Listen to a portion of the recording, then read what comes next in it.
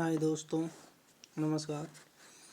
आज मैं लॉकडाउन के चलते मेरे जितने भी दोस्त हैं आप सबके लिए क्या है कि एक इंग्लिश का कुछ एक नोट्स आपको सिखाने का प्रयास करूं। जितना हो सके आप उसको समझने का प्रयास करें और मैं भी अपना पूरा प्रयास करूंगा कि आपको समझाऊं। तो सबसे पहले आज हम शुरू करते हैं टेंस। दोस्तों, आप सबको जनरली सबको पता है टेंस के बारे में। टेंस कितने प्रकार के होते हैं, टेंस की क्या क्या पहचान होती है। लेकिन फिर भी मैं एक बात को बता देता हूँ कि टेंस 3 प्रकार के होते हैं। सबसे पहला होता है प्रेजेंट टेंस, उसके बाद होता है पास्ट टेंस और उसके बाद होता है फ्यूचर टेंस। प्रत्येक टेंस के 4 भाग होते हैं।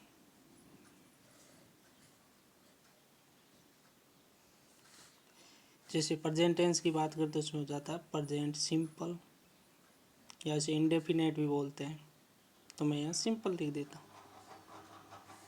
फिर होता है प्रेजेंट कंटिन्यूअस,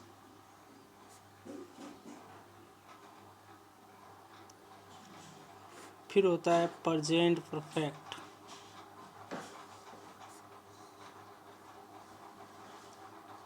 फिर उसके बाद होता है प्रेजेंट परफेक्ट कंटिन्यूअस, यानी मैं इसको पी कर देता हूँ।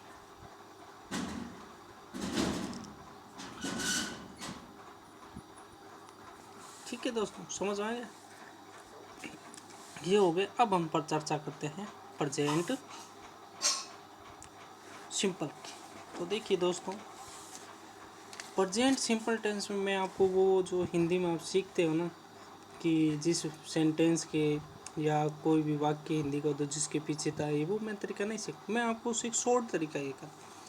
आपको एक चीज़ हमेशा याद रखनी है कि प्रेजेंट सिंपल टेंस में मैं कुछ आपको एक टाइम एडवर्ब दे रहा हूँ, उसमें ध्यान रखना। जैसे प्रेजेंट सिंपल टेंस में आपको ये ध्यान रखना है always, often, generally, usually, seldom, never, ये आपको हमेशा वर्ब से पहले मिलेंगे। कहाँ मिलेंगे? वर्ब से पहले। और एवरीडे और डेली, ये आपको हमेशा वाक्य के अंदर। अगर किसी भी सेंटेंस में अगर आपको ये मिलता है तो आपको नो डाउट ये ध्यान में रखना है कि वहाँ प्रेजेंट सिंपल या प्रेजेंट इंडेफिनिट टेंस होता है। फिर इसमें एक दूसरा अपना मैटर होता है एस या ई एस का प्रयोग कहाँ होता है। तो एस या ई एस का प्रयोग में ज़्यादा दिक्कत नहीं होती है। जहाँ एक वचन होता है वहाँ एस या ई एस का प्रयोग, और बहुवचन है तो वहाँ बस वर्ब की फर्स्ट फॉर्म। तो अब आपको ये डाउट होगा कि एस या ई एस का प्रयोग कहाँ होता है, वो होगा, इस पर भी हम चर्चा करें। तो उससे पहले मैं आपको कुछ और बातें बता देता हूँ कि प्रेजेंट सिंपल टेंस का प्रयोग कहाँ कहाँ होता है। जैसे देखिए यूनिवर्सल ट्रूथ, सार्वभौमिक सत्य वाली बातें, जैसे sun rises in the east, dog barks at night, ये सारी जो चीज़ें होती है ना, इसमें क्या होता है कि एक यूनिवर्सल ट्रूथ है, ये सार्वभौमिक सत्य है इनकी है। तो ऐसे चीज़ों में हमें क्या है कि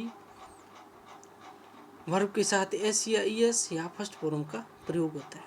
फिर साइंटिफिक फैक्ट, नेचुरल फैक्ट, ये अगर हो तो भी एस या ई एस का प्रयोग होता है। वीआईपी लोगों का फ्यूचर बताते हैं ना, वीआईपी लोग क्या क्या काम करते हैं, तो भी इसमें क्या होता है कि हम इसमें प्रेजेंट सिंपल का, जैसे मैं एक सेंटेंस बोल लूँ सीएम योगी विजिट जयपुर नेक्स्ट मंथ, तो अब आपको लगेगा यार इसमें फ्यूचर होगा, लेकिन फ्यूचर नहीं, क्योंकि ये एक फिक्स प्रोग्राम होता है।